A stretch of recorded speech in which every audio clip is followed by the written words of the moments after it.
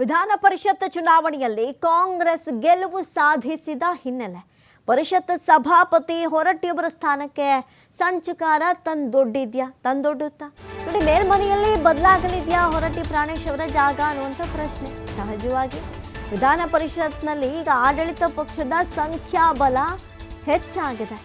ವಿಧಾನ ಪರಿಷತ್ತಲ್ಲಿ 39ಕ್ಕೆ ಏರಿಕೆಯಾಗಿದೆ ಕಾಂಗ್ರೆಸ್ನ ಬಲಾಬಲ. 36 ಸದಸ್ಯರನ್ನ ಹೊಂದಿದ್ದ ದೋಸ್ತಿ ಬಲ ಈಗ 34ಕ್ಕೆ ಇಳಿಕೆಯಾಗಿದೆ. ಮುಂದೆ ನಡೆದಂಥ ಎಲೆಕ್ಷನ್ ನಿರೀಕ್ಷೆಗೂ ಮೀರಿದಂಥ ರಿಸಲ್ಟ್ ಅನ್ನ ಕೊಟ್ಟಿದೆ.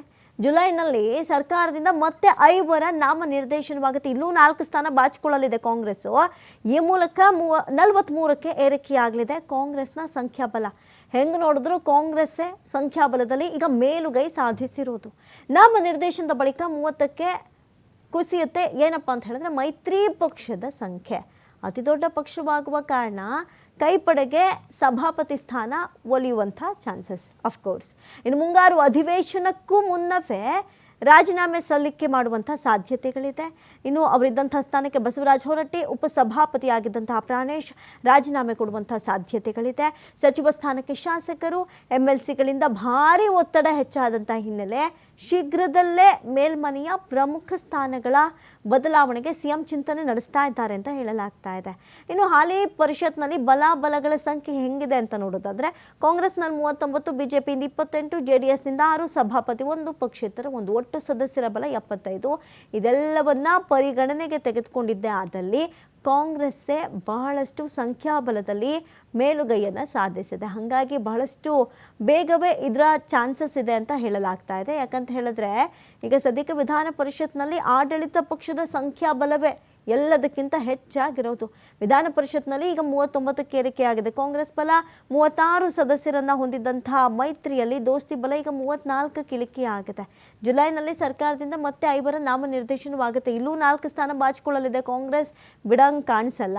ಈ ಮೂಲಕ 43ಕ್ಕೆ ಏರಿಕೆಯಾಗುತ್ತೆ ಕಾಂಗ್ರೆಸ್ನ ಸಂಖ್ಯಾಬಲ. ಯಾರದ್ದೇ ಕಂಪೇರ್ ಮಾಡಿದ್ರು 43 ಹೈಯೆಸ್ಟ್ ರೇಟ್ ಆಗುತ್ತೆ. ಹಾಗಾಗಿ 30ಕ್ಕೆ ಮೈತ್ರಿ ಪಕ್ಷದ ಸಂಖ್ಯೆ ಕುಸಿಯೋದ್ರಿಂದ ಅತಿ ದೊಡ್ಡ ಪಕ್ಷವಾಗುವ ಕಾರಣ ಕೈಪಡೆಗೆ ಈ ಒಂದು ಚಾನ್ಸ್ ಒಲಿಯುತ್ತೆ. ಇನ್ನು ಬಗ್ಗೆ ಮತ್ತಷ್ಟು ಮಾಹಿತಿಯನ್ನು ಕೊಡ್ತಾರೆ ದೂರವಾಣಿ ಸಂಪರ್ಕದಲ್ಲಿ ಪ್ರತಿನಿಧಿ ರಾಕೇಶ್. ಸದ್ಯಕ್ಕೆ ಈ ಒಂದು ಚುನಾವಣೆಯ ಸಂದರ್ಭದಲ್ಲಿ ಏನೆಲ್ಲ ನಿರೀಕ್ಷೆಗಳಿತ್ತು, ನಿರೀಕ್ಷೆಗೂ ಮೀರಿದಂಥ ರಿಸಲ್ಟ್ ಅಂತ ಹೇಳಿದ್ರು ತಪ್ಪಾಗ್ಲಿಕ್ಕಿಲ್ಲ. ಈಗ ಸದ್ಯಕ್ಕೆ ಮೇಲ್ಮನೆಯ ಪ್ರಮುಖ ಸ್ಥಾನಗಳ ಬದಲಾವಣೆಗೆ CM ಚಿಂತನೆ ಮಾಡಿದ್ದೇ ಆದಲ್ಲಿ ಯಾವಾಗ ಏನ್ ಬದಲಾವಣೆ ಆಗ್ಬೋದು ರಾಕೇಶ್? ಅಮೃತ, ವಿಧಾನ ಪರಿಷತ್ತಿನ ಚುನಾವಣೆಯ ಫಲಿತಾಂಶದ ಬಳಿಕ ಮೇಲ್ಮನೆಯಲ್ಲೂ ಕೂಡ ನಾಯಕತ್ವ ಹಾಗೂ ಪ್ರಮುಖ ಹುದ್ದೆಯ ಬದಲಾವಣೆಗಳ ಸಾಧ್ಯತೆಗಳು ಹೆಚ್ಚಾಗ್ತಾ ಇದೆ. ಈಗಾಗಲೇ ಸಚಿವ ಸಂಪುಟ ವಿಸ್ತರಣೆಗೆ ಶಾಸಕರ ಪಟ್ಟು ಹಿಡಿದಿರುವ ಹಿನ್ನೆಲೆಯಲ್ಲಿ ಆಡಳಿತ ಪಕ್ಷದ ಸದಸ್ಯರ ಒತ್ತಡದಿಂದಾಗಿ ಮುಖ್ಯಮಂತ್ರಿಗಳು ಅತಿ ಶೀಘ್ರದಲ್ಲೇ ವರಿಷ್ಠರನ್ನ ಭೇಟಿಯಾಗಿ ಅಲ್ಲಿ ಈ ಬಗ್ಗೆ ಮಾಹಿತಿಯನ್ನ ಕೊಟ್ಟು ಸಂಪುಟ ಪುನರಚನೆ ಹಾಗೂ ಮೇಲ್ಮನೆಯ ಬದಲಾವಣೆ ವಿಚಾರದ ಬಗ್ಗೆ ಕೂಡ ಚರ್ಚೆ ನಡೆಸಲಿದ್ದಾರೆ ಅನ್ನುವಂತ ಮಾಹಿತಿ ಸಿಕ್ಕಿದೆ. ಅಲ್ಲಿ ಪರಿಷತ್ತಿನ ಚುನಾವಣೆಯ ಬಳಿಕ ಸಂಖ್ಯಾಬಲದಲ್ಲಿ ಬಹಳ ಮಹತ್ತರವಾದ ಬದಲಾವಣೆಗಳು ಕಂಡು ಬಂದಿದ್ದು, ಇಲ್ಲಿಯವರೆಗೂ ಅತಿ ದೊಡ್ಡ ಪಕ್ಷವಾಗಿದ್ದ ಬಿಜೆಪಿ ಮತ್ತು JDSನ ಮೈತ್ರಿಕೂಟದ ಸಂಖ್ಯೆ ಗಣನೀಯವಾಗಿ ಕುಸಿತವನ್ನ ಕಾಣ್ತಾ ಇದೆ. ಕಾಂಗ್ರೆಸ್ ಮೊನ್ನೆ ನಡೆದ ಚುನಾವಣೆಯಲ್ಲಿ 5 ಸ್ಥಾನಗಳನ್ನು ಗಳಿಸಿಕೊಳ್ಳುವ ಮುಖಾಂತರ ತನ್ನ ಸಂಖ್ಯಾಬಲವನ್ನು 39ಕ್ಕೆ ಏರಿಕೆಯನ್ನು ಕಂಡಿದೆ. ಹಾಗೆ ಜುಲೈನಲ್ಲಿ 5 ಸದಸ್ಯರ ನಾಮನಿರ್ದೇಶನದ ಅವಕಾಶವೂ ಕೂಡ ಕಾಂಗ್ರೆಸ್ನ ಪಾಲಿಗೆ ಬರೋದ್ರಿಂದಾಗಿ ಅಲ್ಲಿ 1 ಸ್ಥಾನ ಬಿಜೆಪಿಗೆ ಹೋದ್ರೆ ಉಳಿದ 4 ಸ್ಥಾನಗಳು ಕಾಂಗ್ರೆಸ್ನ ಪರವಾಗಿ ಬರೋದ್ರಿಂದಾಗಿ ಮತ್ತೆ ಇಲ್ಲಿ ಓವರ್ ಆಲ್ ಪಕ್ಷದ ಸಂಖ್ಯಾಬಲ ಹೆಚ್ಚಳವಾಗಿ 43ಕ್ಕೆ ಹಿಗ್ಗಲಿದೆ. ಸೊ ಈ ಬದಲಾವಣೆ ಹಿನ್ನೆಲೆ ಪರಿಷತ್ತಿನಲ್ಲಿ ಸಭಾಪತಿ ಮತ್ತು ಉಪಸಭಾಪತಿಯ ಸ್ಥಾನಗಳಲ್ಲೂ ಕೂಡ ಬದಲಾವಣೆ ಕಾಣುವಂತ ಸಾಧ್ಯತೆಗಳು ಬಹಳ ದಟ್ಟವಾಗಿ ಕಾಣ್ತಾ ಇದೆ. ಈಗಾಗಲೇ ವಿಶ್ವ ದಾಖಲೆಯನ್ನು ಹೊಂದುವ ಮುಖಾಂತರ ಅತಿ ಹೆಚ್ಚು ಅವಧಿಗೆ ಸ್ಪೀಕರ್ ಆಗಿದ್ದ ಸಭಾಪತಿಯಾಗಿದ್ದ ಬಸವರಾಜ ಹೊರಟ್ಟಿ ಅವರ ಸ್ಥಾನ ಇದರಿಂದ ಪಲ್ಲಟವಾಗುವಂತಹ ಸಾಧ್ಯತೆ ಇದೆ.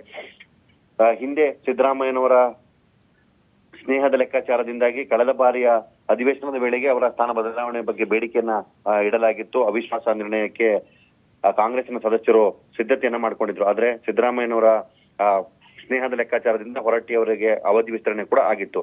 ಈಗ ಆ ಲೆಕ್ಕಾಚಾರಗಳು ಬದಲಾಗ್ತಾ ಇದೆ. ಕಾಂಗ್ರೆಸ್ನಲ್ಲಿ ಸಚಿವ ಸ್ಥಾನದ ಆಕಾಂಕ್ಷಿಗಳು ಹಾಗೆ ಹುದ್ದೆ ಸ್ಥಾನದ ಆಕಾಂಕ್ಷಿಗಳ ಸಂಖ್ಯೆ ಹೆಚ್ಚಾಗ್ತಿರೋದ್ರಿಂದಾಗಿ ಎಲ್ಲ ಆಯಕಟ್ಟಿನ ಹುದ್ದೆಗಳಲ್ಲೂ ಕೂಡ ಕಾಂಗ್ರೆಸ್ ತನ್ನ ಪ್ರಾಬಲ್ಯವನ್ನ ಮೆರಿಬೇಕಾಗಿರೋದ್ರಿಂದಾಗಿ ಅದಕ್ಕೆ ಅರ್ಹರನ್ನ ಹುಡುಕುವ ಪ್ರಯತ್ನ ಮಾಡುತ್ತೆ. ಈ ಹಿನ್ನೆಲೆಯಲ್ಲಿ ಹೊರಟ್ಟಿ ಮತ್ತು ಪ್ರಾಣೇಶ್ ಅವರ ಉಪಸಭಾಪತಿಯ ಹುದ್ದೆಗಳು ಬದಲಾಗುವಂತ ಸಾಧ್ಯತೆ ಇದೆ. ಈ ಮುಂಗಾರು ಅಧಿವೇಶನದ ವೇಳೆಗೆ ಹೊಸ ಸಭಾಪತಿ ಮತ್ತು ಉಪಸಭಾಪತಿಗಳನ್ನ ನೇಮಕ ಮಾಡುವ ಪ್ರಕ್ರಿಯೆ ಕೂಡ ನಡೀತದೆ. ಅದಕ್ಕೂ ಮೊದಲೇ ಸ್ವಇಚ್ಛೆಯಿಂದ 2 ನಾಯಕರುಗಳು ರಾಜೀನಾಮೆಯನ್ನ ಸಲ್ಲಿಕೆ ಮಾಡಿದ್ರೆ ಮುಂಗಾರು ಅಧಿವೇಶನಕ್ಕೆ ಕಾಂಗ್ರೆಸ್ ಹೊಸಬರನ್ನ ನೇಮಕ ಮಾಡಲಾಗುತ್ತೆ. ಹಾಗೆ ಹೊಸ ಸಭಾನಾಯಕನನ್ನ ಕೂಡ ಆಯ್ಕೆ ಮಾಡುವ ಜವಾಬ್ದಾರಿ ಪಕ್ಷದ ಮೇಲಿರೋದ್ರಿಂದಾಗಿ ಒಟ್ಟಿನ ಎಲ್ಲ ಪ್ರೋಸೆಸ್ಗಳು ಜುಲೈನ 2ನೇ ವಾರದಲ್ಲಿ ಆರಂಭವಾಗುವ ಸಾಧ್ಯತೆಯನ್ನು ಹೊಂದಿರುವ ಮುಂಗಾರು ಅಧಿವೇಶನದಲ್ಲಿ ಬದಲಾವಣೆಗಳನ್ನ ಹುಟ್ಟುಹಾಕುವುದಕ್ಕೆ ಸಿದ್ಧತೆಗಳನ್ನ ಮಾಡಿಕೊಳ್ಳಲಾಗ್ತಾ ಇದೆ. ಅಮೃತ. ಥ್ಯಾಂಕ್ ಯು ರಾಕೇಶ್ ತಮ್ಮೆಲ್ಲ ಡೀಟೇಲ್ಸ್ಗಾಗಿ.